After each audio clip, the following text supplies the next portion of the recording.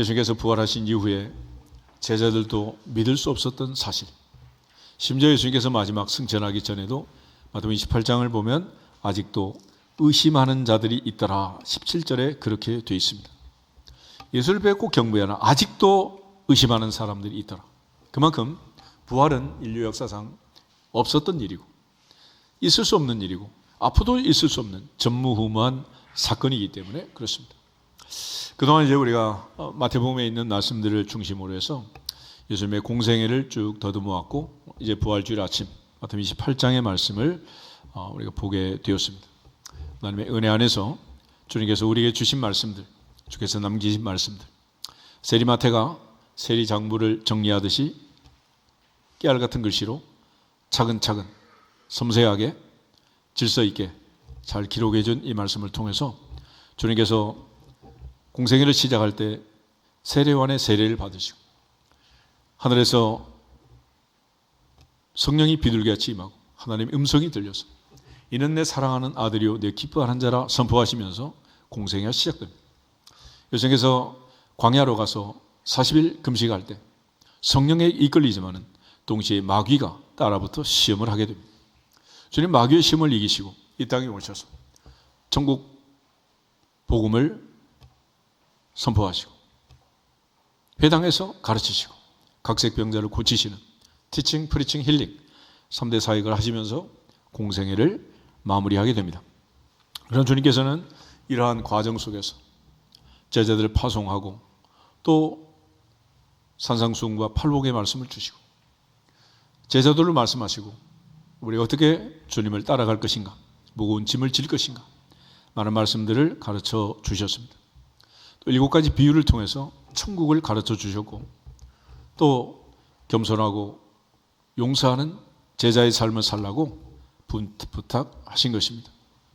주님께서는 우리를 향해서 바리새인과 세리의 서기관들의 외식을 주의하라 말씀하셨고 특별히 이제 종려주일 낙이 타고 입성하시면서 주님의 온유하신 겸손하신 그 마음을 증명하고 예수님의 대관식으로 예루살렘에 입성했지만은 그들이 생각하는 것처럼 예수님은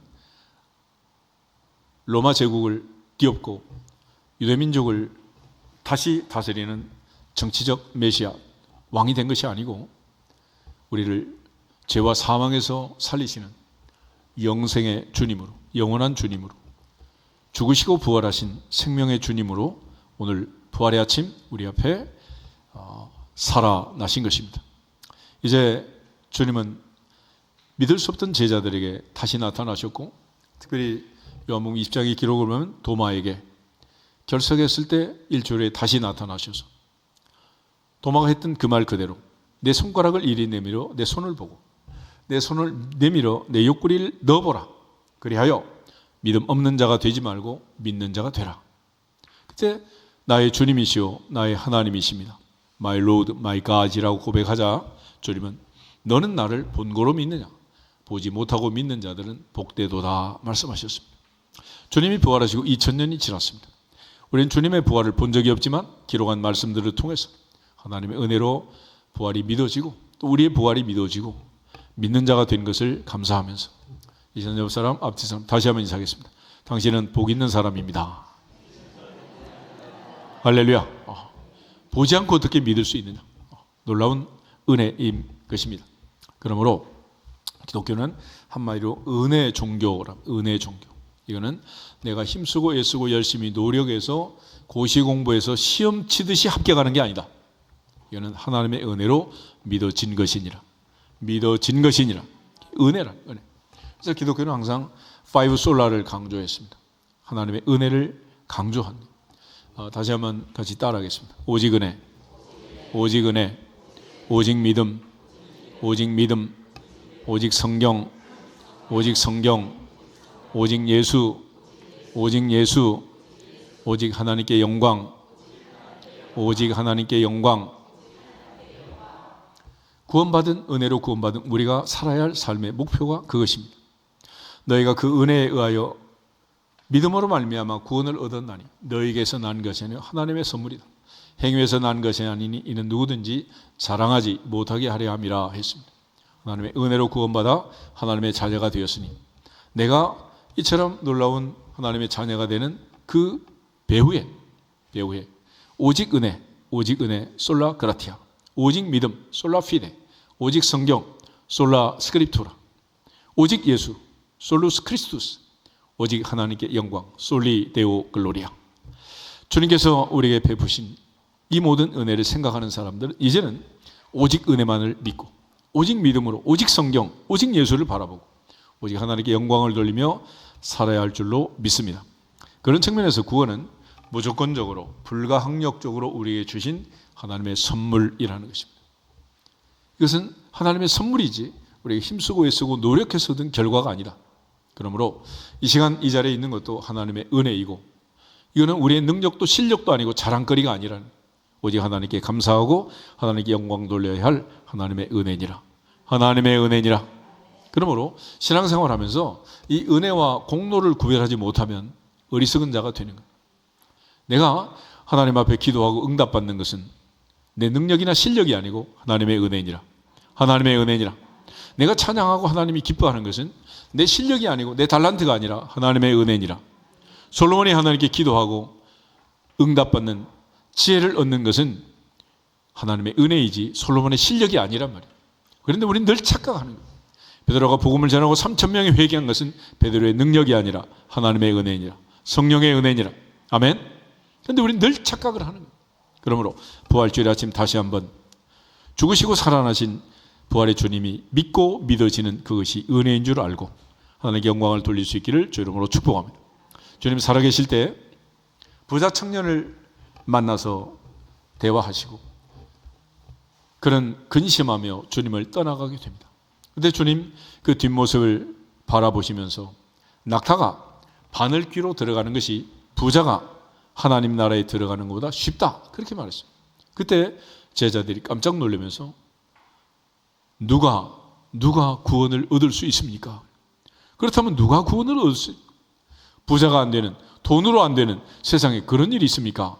그래서 주님 하신 말씀, 사람은 할 수 없으나 하나님으로서는 다 하실 수 있느니라. 다 하실 수 있느니라. 전능하신 하나님, 그 하나님의 능력으로 낙타가 바늘귀로 통과하지 못하는 그 어려운 일을 우리가 하게 된 것입니다. 그러므로 하나님의 은혜가 아니면 아무도 구원받을 수 없다라는 것이고, 사도 바울이 바리새인이 그리스도인 된 다음, 사울이 바울 된 다음 그가 깨달은 가장 중요한 것은 하나님의 은혜였습니다. 내가 나 된 것은 하나님의 은혜다. 모든 사도보다 더 많이 수고했지만 그것도 나의 공로나 나의 공적이나 나의 실력이나 능력이 아니고 하나님의 은혜니라. 하나님의 은혜니라. 하나님의 은혜라. 그러므로 부활주일 아침 우리가 이 하나님의 은혜의 깊은 자리에 들어가고 내가 나 된 것이 하나님의 은혜요, 지금까지 살아온 것이 하나님의 은혜요, 앞으로 저 앞에 갈 때까지 살아갈 수 있는 힘과 능력도 백그라운드도 오직 하나님의 은혜임을 알고 은혜의 깊은 자리에 들어가기를 주님의 이름으로 축복합니다. 특별히 우리는 아브라함을 믿음의 조상이라고 합니다. 4,000년 전에 하나님을 믿었던 믿음의 조상 아브라함. 그 아브라함의 인생에 있어서 하나님께서 마지막 파이널 테스트가 있어요. 이게 바로 모리아산의 이삭 번제였습니다. 너는 모리아산에 가서 아들 이삭을 번제로 바쳐라. 창세기 22장에 하나님께서 아브라함에게 명령하시는데, 창세기의 기록을 보면 아브라함을 시험하시려고, 테스트하시려고 그랬던, 아브라함 마지막 이 파이널 테스트를 멋지게 통과하게 되는데 바로 아들 이삭을 모리아산에 바친 거예요. 어떻게 아들을 바칠 수 있느냐? 아무리 믿음이 좋다고 해도 어떻게 아들을 바치냐? 그게 말이 되냐? 또 아무리 하나님이라고 해도 그렇지 어떻게 아들을 바치라고 하냐? 말이 되겠어 이게? 그런데 아브라함은 그 전에 또 이런 약속을 받았어요. 내 몸에서 날 씨가, 내 진짜 씨가 된다. 이스마엘 아니고 사라가 명년 이맘때 너희가 낳은 아들 이삭을 통해서 너의 계보가 물려갈 것이다. 그렇게 말했습니다. 그러면 한편은 하나님이 이삭을 통해서 복을 주신다고 말씀하시고, 또 한편은 아들 이삭을 모리아산에 바치라고 말씀하시고, 도대체 이랬다 저랬다 노망하신 것도 아니고 어찌된 일입니까? 그렇게 항변할 법도 한데 아브라함은 아침 일찍이 일어나 모리아산을 향해 가서 아들 이삭을 번제로 바쳤던 거예요. 그러면 그의 믿음, 그의 마음은 어떤 마음일까? 어떤 마음일까? 도대체 어떤 마음으로 그런 일을 했을까라는. 다 같이 히브리서 11장 한번 보겠습니다. 히브리서 11장 17절에서 19절. 히브리서 11장 17절부터 19절에 있는 말씀 같이 읽겠습니다. 아브라함은 시험을 받을 때 믿음으로 이삭을 드렸으니 그는 약속들을 받은 자로 돼 그 외아들을 드렸느니라. 그에게 이미 말씀하시기를 내 자손이라 칭할 자는 이삭으로 말미암으리라 하셨으니 그가 하나님이 능히 이삭을 죽은 자 가운데서 다시 살리실 줄로 생각한지라. 비유컨대 그를 죽은 자 가운데서 도로 받은 것이니라. 아멘. 이것이 믿음의 조상 아브라함의 신앙의 실체였습니다. 어떻게 아들을 바칠 수 있었느냐? 하나님 한 번 말씀하시면 반드시 약속을 지키기 때문에 장차 내 자손은 내 자손이라 칭할 자는 이삭으로 말미암으리라 말씀하신 그 말씀은 변치 않을 줄 믿습니다. 그러면 하나님께서 또 아들 이삭을 바치라 했으니 내가 아들 이삭을 모리아산에서 번제로 바쳐서 이 아들이 죽는다 하더라도 하나님은 죽은 아들을 다시 살려낼 줄로 믿습니다. 이것이 아브라함의 부활신앙이니라. 부활신앙이니라. 아브라함의 부활신앙이 아니면 이건 불가능한 일이에요. 그래서 사도는 로마서 4장에서 아브라함의 신앙을 이렇게 정리하는 거예요. 로마서 4장 한번 보겠습니다. 로마서 4장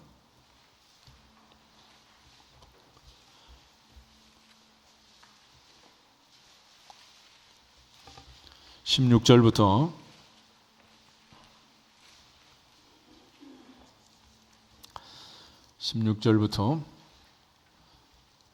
18절 말씀까지 먼저 같이 한번 읽겠습니다. 그러므로 상속자가 되는 그것이 은혜에 속하기 위하여 믿음으로 되나니 이는 그 약속을 그 모든 후손에게 굳게 하려 하심이라.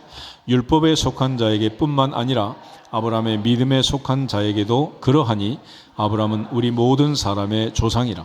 기록된 바 내가 너를 많은 민족의 조상으로 세웠다 하심과 같으니 그가 믿은 바 하나님은 죽은 자를 살리시며 없는 것을 있는 것으로 부르시는 이 신이라. 아멘.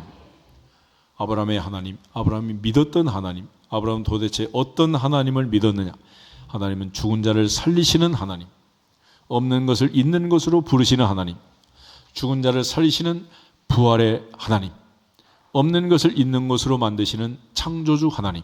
그래서 전능하사 천지를 만드신 하나님 아버지를 믿었고 죽은 자를 살리시는 부활신앙으로 하나님의 능력을 믿은 것입니다.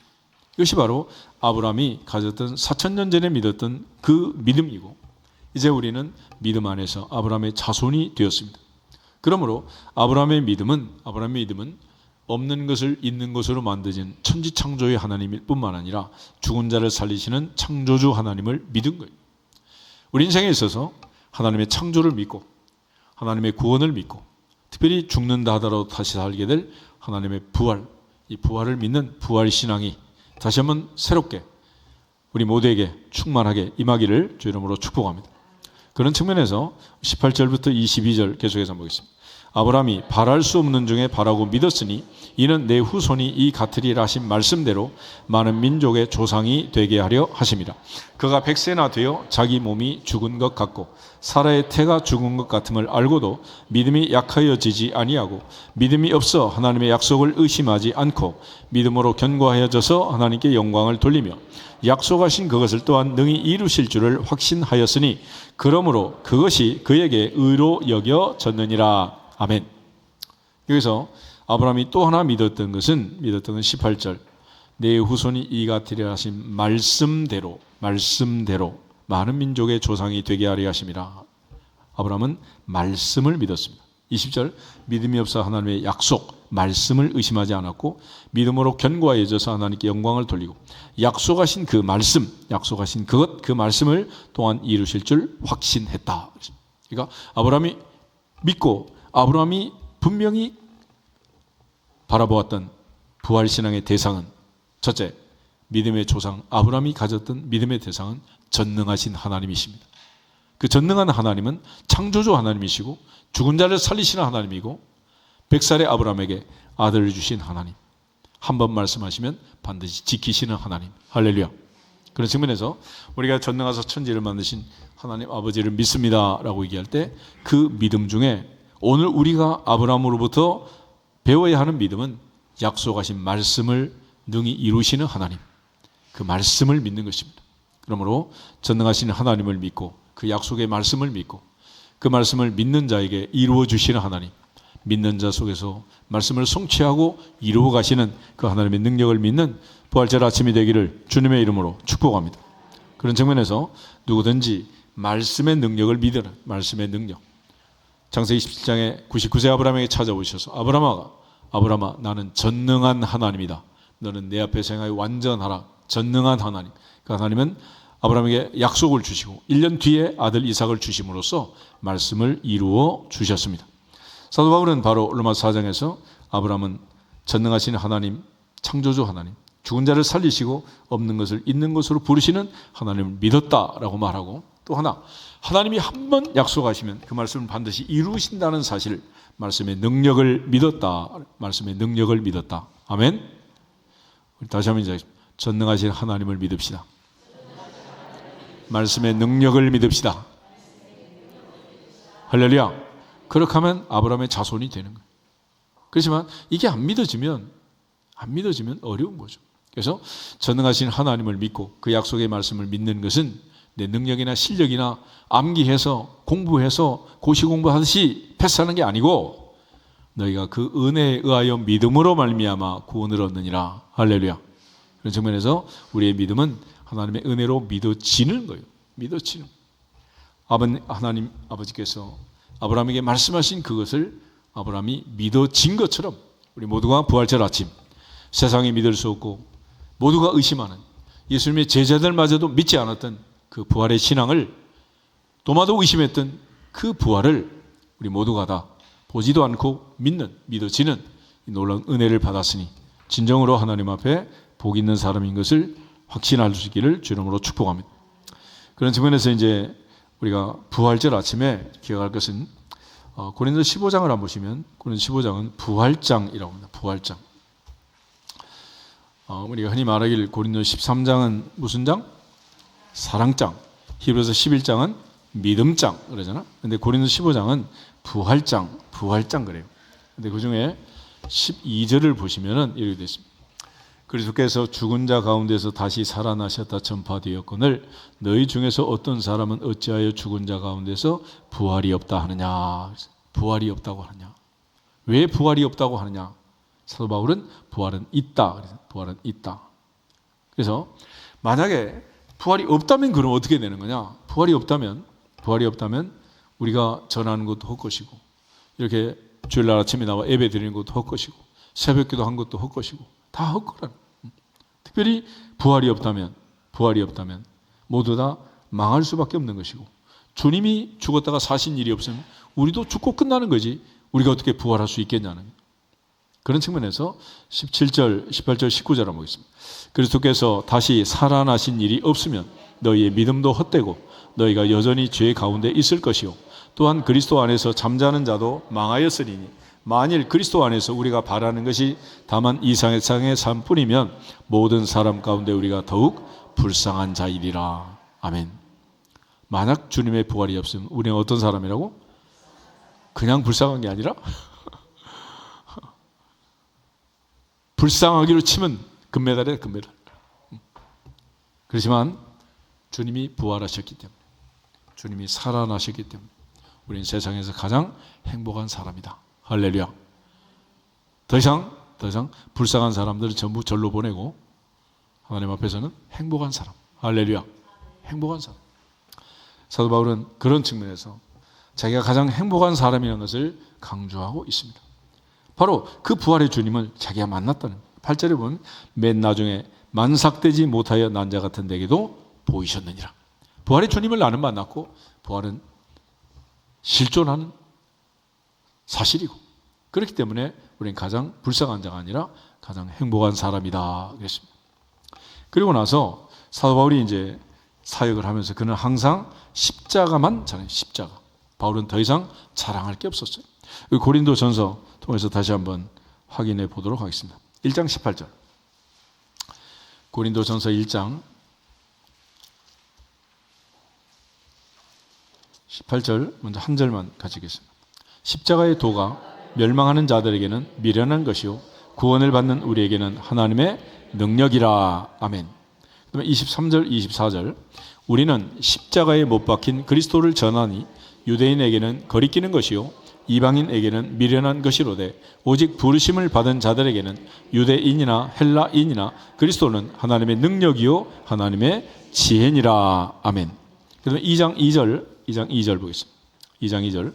내가 너희 중에서 예수 그리스도와 그가 십자가에 못 박히신 것 외에는 아무것도 알지 아니하기로 작정하였음이라. 아멘. 그리고 갈라디아서 6장 14절 한번 더 보겠습니다. 고린도후서 다음에 갈라디아서 6장 14절. 갈라디아서 6장 14절. 그러나 내게는 우리 주 예수 그리스도의 십자가 외에 결코 자랑할 것이 없으니 그리스도로 말미암아 세상이 나를 대하여 십자가에 못 박히고 내가 또한 세상을 대하여 그러하니라. 아멘. 바울은 이처럼 십자가만 자랑했고 주님의 십자가만 증거했습니다. 바울은 특별히 고린도서 15장 부활장을 쓰면서 우리가 가장 행복한 사람이라는 것을 논리적으로 증명해 준 거예요. 그런데 주님께서 이렇게 죽으시고 살아날 것은 이미 성경이 예언했고 하나님의 말씀은 1.1억도 면함없이 다 이루어졌다라는 것입니다. 고린도서 15장 3절 4절 우리 다시 한번 읽어보겠습니다. 15장 3절 4절. 고린도전서 15장 3절. 내가 받은 것을 먼저 너희에게 전하였노니 이는 성경대로 그리스도께서 우리 죄를 위하여 죽으시고 장사 지낸 바 되셨다가 성경대로 다시 살아나사. 아멘. 성경대로 사흘 만에 다시 살아나셨다. 이 얘기는 이미 구약의 선지자들이 주님이 메시아가 이 땅에 오시면 이렇게 죽으시고 살아날 것을 성경에 기록했다 안 했다? 했다는. 주님께서는 율법이나 선지자를 폐하러 하지 않고 이 모든 것을 이루고 성취하기 위해 오셨다라고 말씀한 것입니다. 그런 차원에서 이제 우리 모두가 다 바울처럼 부활신앙으로 무장하고 하나님께 영광을 돌릴 수 있기를 주 이름으로 축복합니다. 특별히 고린도서 15장에서 또 하나 이제 기억할 게 있는데 고린도서 15장 20절부터 23절을 보면 부활의 순서가 있어요. 이 얘기는 예수님의 부활로 끝나는 게 아니라 나의 부활, 너의 부활, 우리의 부활로 이어진다는 거예요. 다시 한번 읽겠습니다. 20절. 그러나 이제 그리스도께서 죽은 자 가운데서 다시 살아 잠자는 자들의 첫 열매가 되셨도다. 사망이 한 사람으로 말미암았으니 죽은 자의 부활도 한 사람으로 말미암는도다. 아담 안에서 모든 사람이 죽은 것 같이 그리스도 안에서 모든 사람이 삶을 얻으리라. 그러나 각각 자기 차례대로 되리니 먼저는 첫 열매인 그리스도요 다음에는 그가 강림하실 때에 그리스도에게 속한 자요 그 후에는 마지막이니 그가 모든 통치와 모든 권세와 능력을 멸하시고 나라를 아버지 하나님께 바칠 때라. 아멘. 차례대로 된다. 그래서 첫 열매, 부활의 첫 열매인 주님이 2000년 전에 부활하셨다. 농사 짓는 사람들은 첫 열매가 연그러지고 맺혀지면 하나님께 바쳤습니다. 왜냐하면 이거 바치고 나면 하나님께서는 반드시 다음 열매를 주십니다. 안 주십니다? 주신다. 그래서 예수님이 부활의 첫 열매라고 표현한 것은 우리도 부활한다는 것을 강조하는 거예요. 바울은 데살로니가 교회 성도들에게 편지를 쓰면서 죽음에 대해서 부활에 대해서 다시 한번 강조를 해요. 그러면서 부활신앙을 가져야 될 이유가 뭐냐면 예수님이 죽었다가 살아나신 믿는다면 나도 죽었다가 살아나심을 믿을 거예요. 나의 아버지도 어머니도 죽었다가 살아나심을 믿으라는 거예요. 데살로니가전서 4장 한번 보겠습니다. 데살로니가전서 4장. 장례식장에서 늘 전하는 말씀 중에 한 구절인데 데살로니가전서 4장 13절 14절 15절 세 절을 같이 한번 읽어보겠습니다. 형제들아 자는 자들에 관하여는 너희가 알지 못함을 우리가 원하지 아니하노니 이는 소망 없는 다른 이와 같이 슬퍼하지 않게 하려 함이라. 우리가 예수께서 죽으셨다가 다시 살아나심을 믿을진대 이와 같이 예수 안에서 자는 자들도 하나님이 그와 함께 데리고 오시리라. 우리가 주의 말씀으로 너희에게 이것을 말하노니 주께서 강림하실 때까지 우리 살아남아 있는 자도 자는 자보다 결단코 앞서지 못하리라. 아멘. 그래서 차례대로 순서대로 부활이 이루어지게 되는 것이고, 예수께서 죽으셨다가 살아나심을 믿는다면 이와 같이 예수 안에서 자는 자들도 반드시 일어나리라, 살아나리라, 부활하리라. 할렐루야. 그러니까 부활신앙이라는 것은 예수님이 죽었다가 살아나셨다, 그걸 믿는, 그걸 기초로, 근거로, 펀더멘털로 해서 이제는 할아버지, 할머니, 아버지, 어머니 언젠가는 나의 죽음이 오더라도 다시 살아날 줄 믿습니다. 할렐루야. 그러므로 예수의 죽음과 부활을 믿는 사람들은 죽음 앞에서도 슬퍼하지 마라. 하나님은 이방인들처럼 슬퍼하지 마라. 사도 바울이 말씀해 주고 있는 것입니다. 특별히 오늘 마태복음 28장에서 사도 베드로는 하나님 앞에서 무덤에 들어가 빈 무덤을 보고 그가 살아나셨음을 믿게 됩니다. 그리고 군인들은 돈을 받고 가짜 뉴스를 퍼뜨리게 됩니다. 주님 살아생전에도 복잡했고 살아난 이후에도 복잡해요. 이것들이 어우러져서 부활이 진짜냐 가짜냐 여러 가지 얘기들을 하는데, 가장 확실한 증거는 이거예요. 그게 진짜인지 가짜인지는 그 다음을 보면 알 수 있어요. 보통 그 노다지를 캐던 금광을 찾던 시대에 금맥을 발견하고 나면은 서로 비밀 유지를 위해서 아무리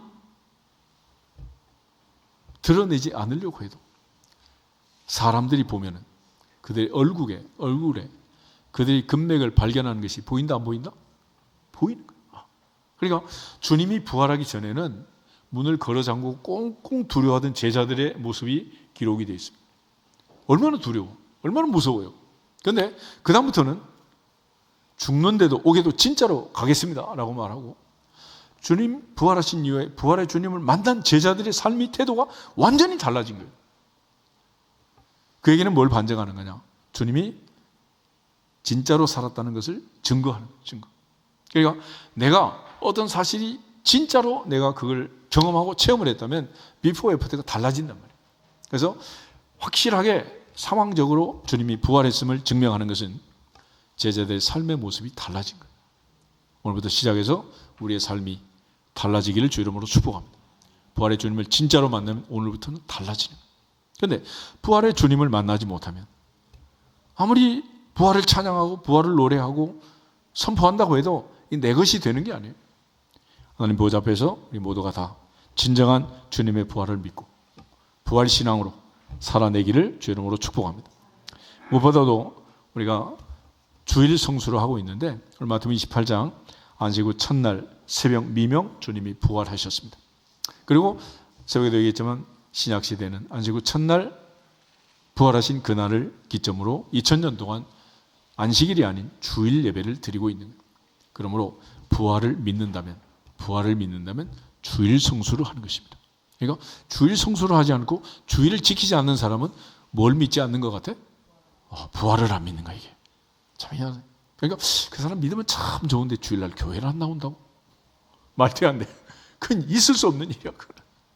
그러니까 주님이 부활하신 이날에 교회는 예배를 드리는 것이고, 우리가 전국 각처에서 세계 전역에서 주일 예배를 드리는 것은 나는 주님의 부활을 믿습니다라고 선포하는 거예요. 선포. 그러므로 어느 나라 어느 땅에 가든지 주일날에는 아침 일찍 성전을 찾아서 예배당을 찾아서 주일 성수할지어다.